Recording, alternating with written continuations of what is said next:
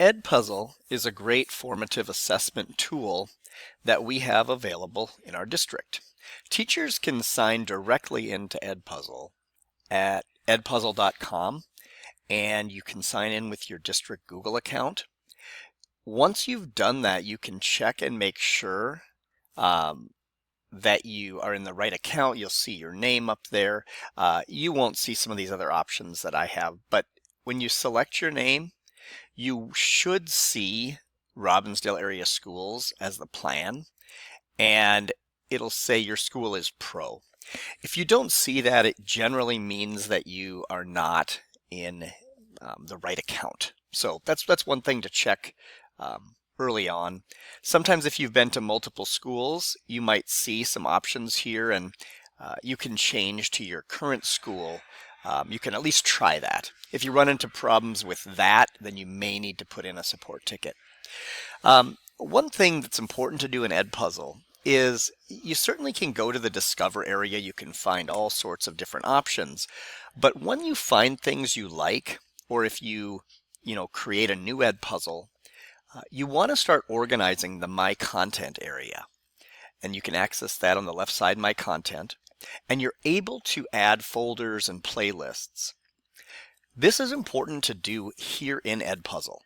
So even if you're going to use Edpuzzle in Schoology, if you teach, grades 4 through 12, you do need to think about how to organize this, because it's the best way to make sure that Edpuzzle works well no matter how you assign it to kids.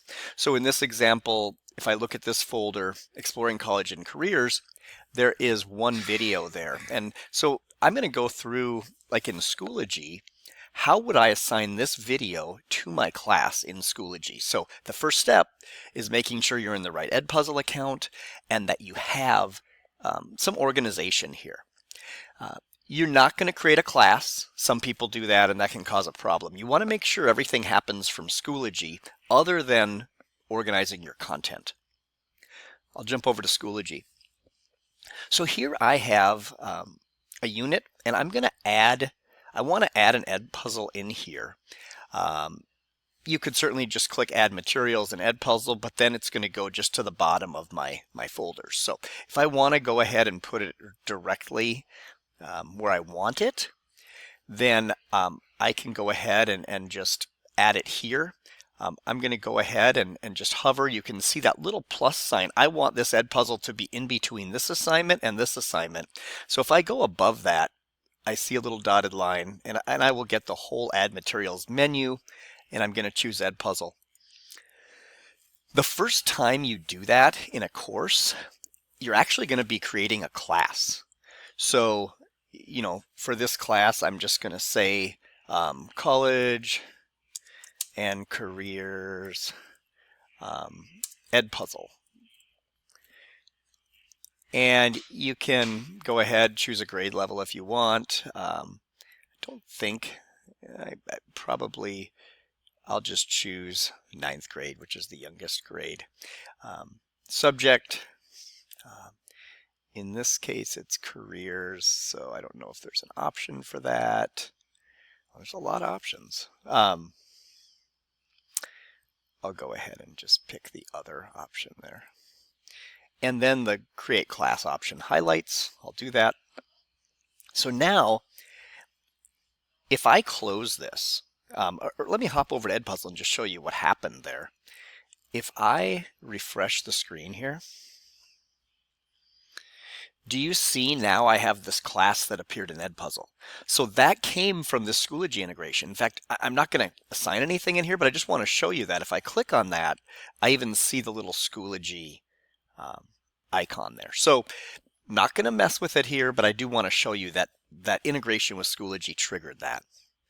Okay, so now I'm going to go ahead and I'm going to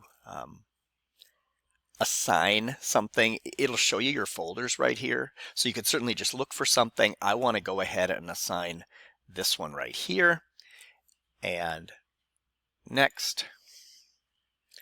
And go ahead and say next. Now, if I wanted to add extra questions, like I might say here, make sure to Um, watch all the way to the end of the video. So sometimes Edpuzzles run into trouble because kids think they finished everything. That's one reason I put a question at the very end too, to make sure they get to the end. But sometimes that triggers like the final thing. Like in this case, there's 10 questions in this one, and I want that score to go over into Schoology. If I wanted to add more activities, this could become what's called a playlist in Edpuzzle, but that's not the purpose of this video, just to show the integration. I'll say next. How many attempts do you want to give? I often give a couple of attempts. I'm not going to speed up the video. I'll go ahead and let them use captions and prevent skipping and assign it.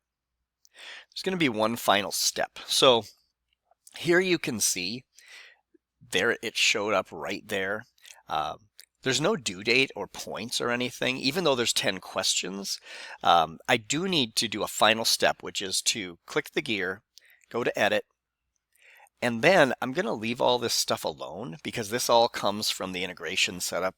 In the admin area, I do like the open in Schoology option. But if you check this enable grading box, you're going to see that you can choose the points. So for this one, I have 10 questions. I'm going to go ahead and make it 10 points. The due date in this case, I'm going to make, let's see. We'll make this the 16th of February by midnight.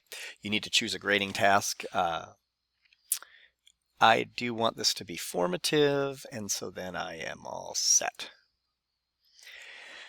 So now that I've done that, it's ready to go. In fact, if I refresh the screen here, I should see that now that's right there. It's also going to be in the gradebook, and those scores should feed in there for any students that finish this. So that's in 7 minutes how Edpuzzle works, including with Schoology.